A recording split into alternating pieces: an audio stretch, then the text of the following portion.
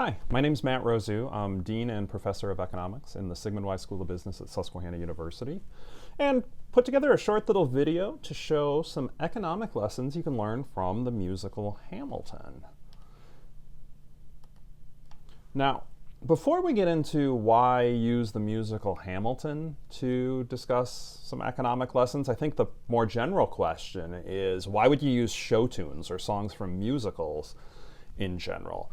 Well, I like using songs from all genres to help teach economics. I just think it's a little bit more fun. I mean, there are times you have to learn the theory. You have to kind of do some blackboard diagrams, whiteboard diagrams, but it sure helps to reinforce when you can also hear people talking about these in a song, right? I mean, how many songs do you just have completely memorized?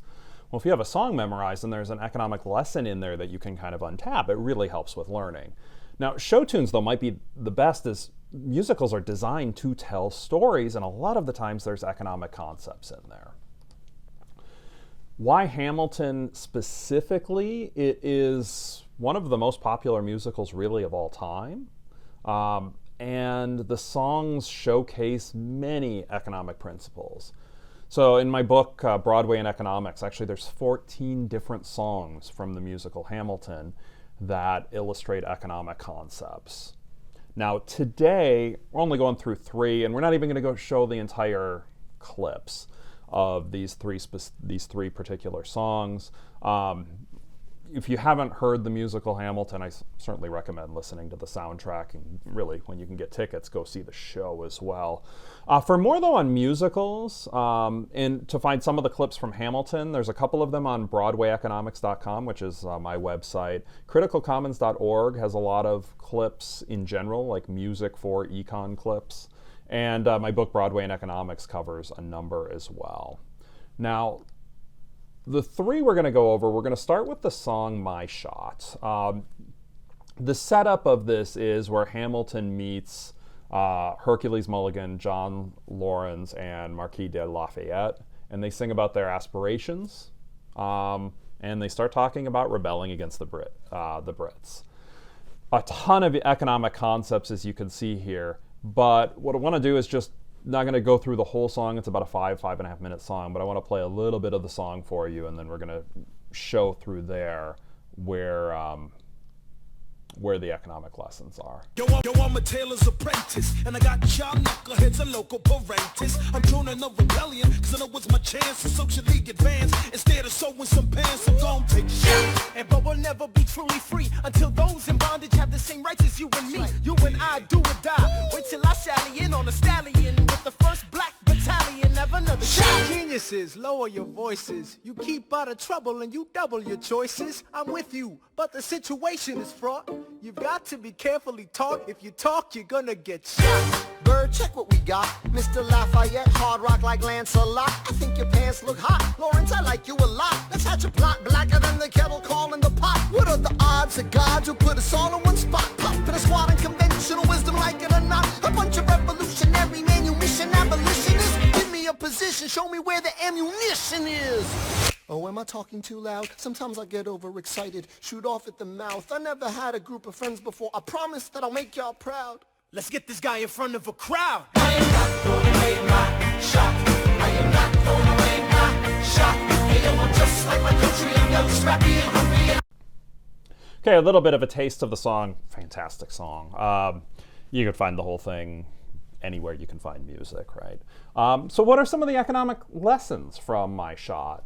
Well, there's discussion of human capital. Hamilton is talking about how he wants to go to school, and he wants to attend King's College, which is now Columbia University.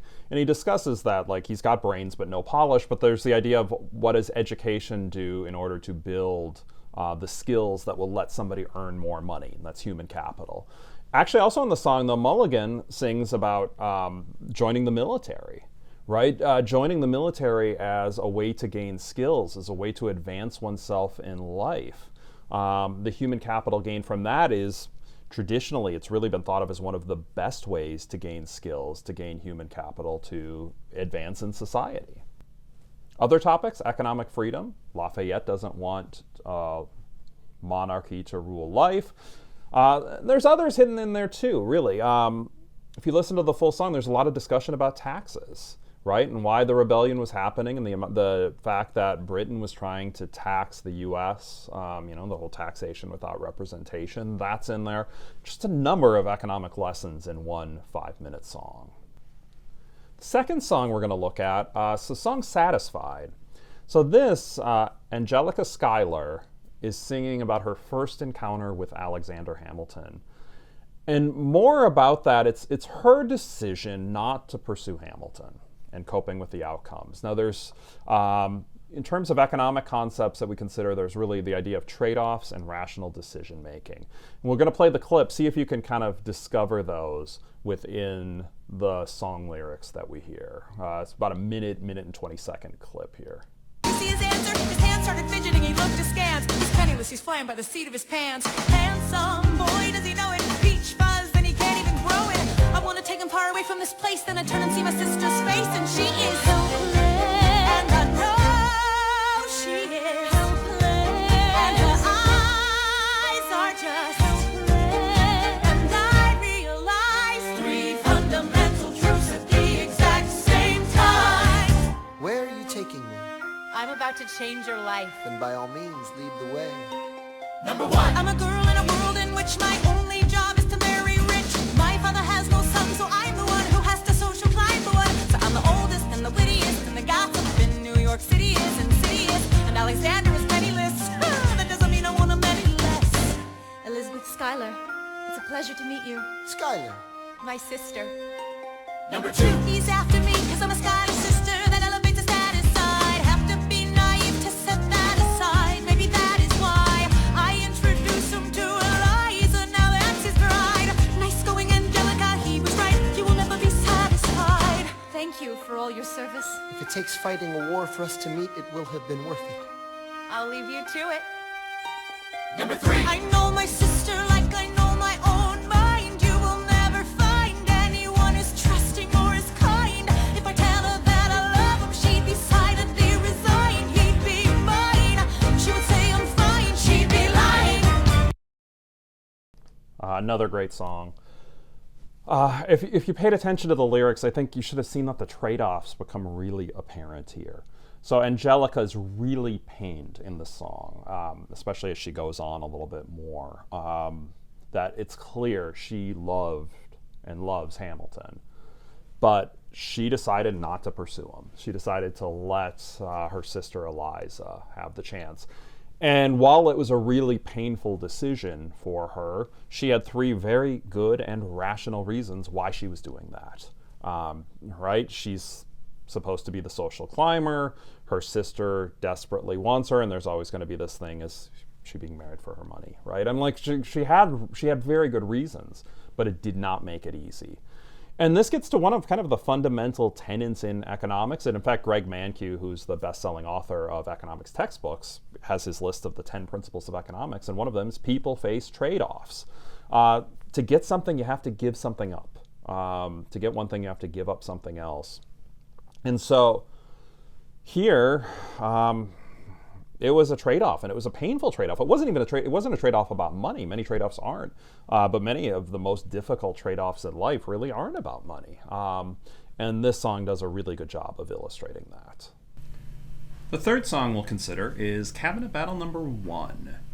Now, the plot of Cabinet Battle Number 1, it's really, it's essentially a rap battle. It imagines that Alexander Hamilton and Thomas Jefferson are debating Hamilton's financial plan, but they're doing it in a rap battle. So here is a small excerpt from Cabinet Battle Number 1. Ladies and gentlemen, you could have been anywhere in the world tonight, but you're here with us in New York City. Are you ready for a cabinet meeting, huh? The issue on the table: Secretary Hamilton's plan to assume state debt and establish a national bank. Secretary Jefferson, you have the floor, sir.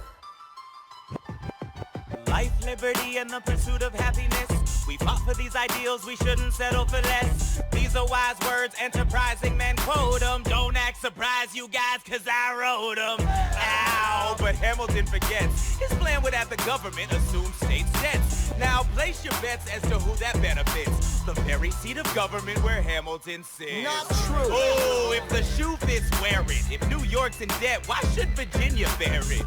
Our debts are paid, I'm afraid. Don't tax the South, cause we got it made in the shade. In Virginia, we plant seeds in the ground. We create. You just wanna move our money around. This financial plan is an outrageous demand, and it's too many damn pages for any man to understand. Stand with me in the land of the free. Pray to God we never see Hamilton's candidacy. Look, when Britain taxed our tea, we got frisky. Imagine what gon' happen when you try to tax our whiskey. Thank you, Secretary Jefferson. Secretary Hamilton, your response. Thomas, that was a real nice declaration. Welcome to the present, we're running a real nation. Would you like to join us? Or stay mellow, doing whatever the hell it is you do in Monticello?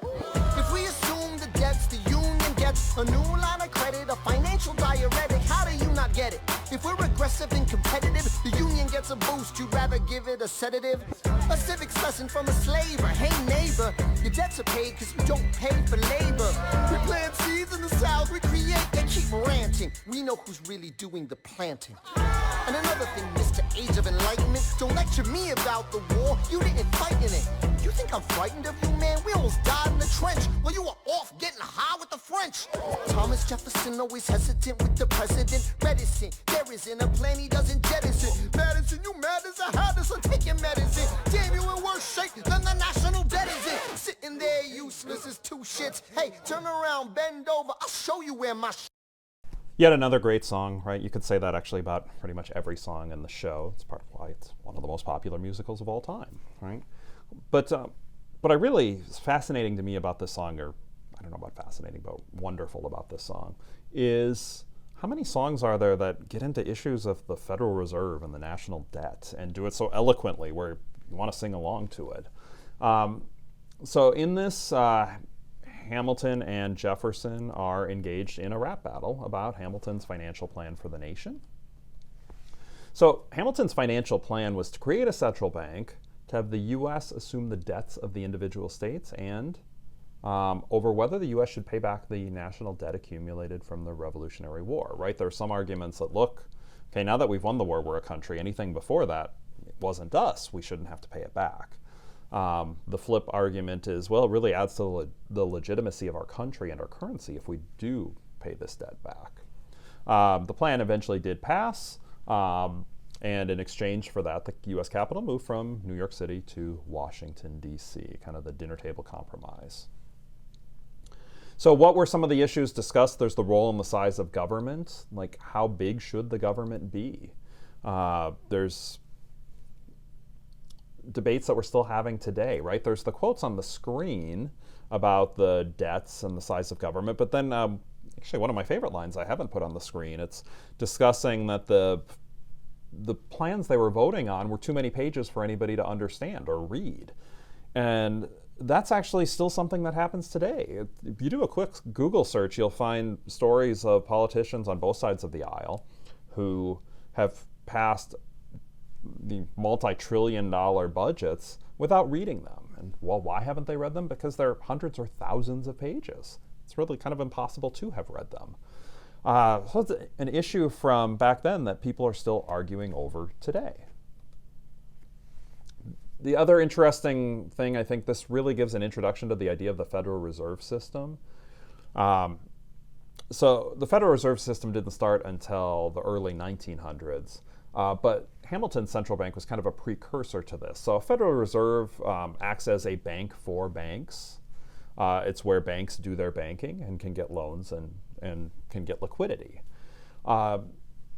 It provides an enormously useful function for society. However, it is controversial, and there are some politicians who have argued to, quote unquote, end the Fed, to remove the Federal Reserve. So issues that were being argued over in 1790 are still being argued 240 years later. It's kind of fascinating, and the song does a really nice job of kind of articulating some of those arguments.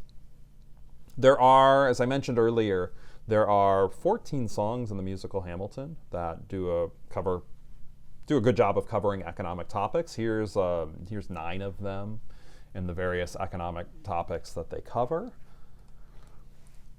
It's really a kind of a remarkable musical in the terms of kind of being able to both teach people history and, from my point of view, I'm an economist, I think it's a fantastic way to learn economics.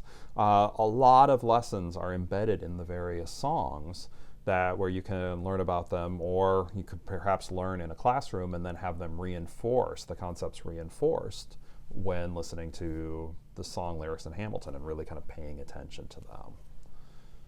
If you're looking for more resources to learn about how you could, songs from Hamilton teach you economics, or Broadway songs in general can teach you economics, I do have a book. It's from Routledge. You can find that on Amazon or pretty much any bookstore.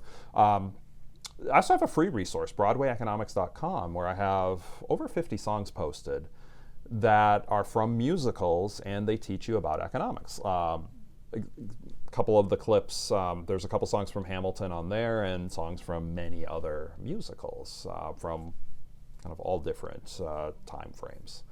So if you're looking to learn a little bit more, I hope you will think about checking out those resources. Once again, my name's Matt Rousu. I'm Dean of the Sigmund Weiss School of Business. Thank you for watching this video, and please let me know if you have any questions. If you'd like to learn a little bit more on this topic, you can go to the journalofeconomicsteaching.org. I have a paper with Susquehanna alumna Courtney Conrad.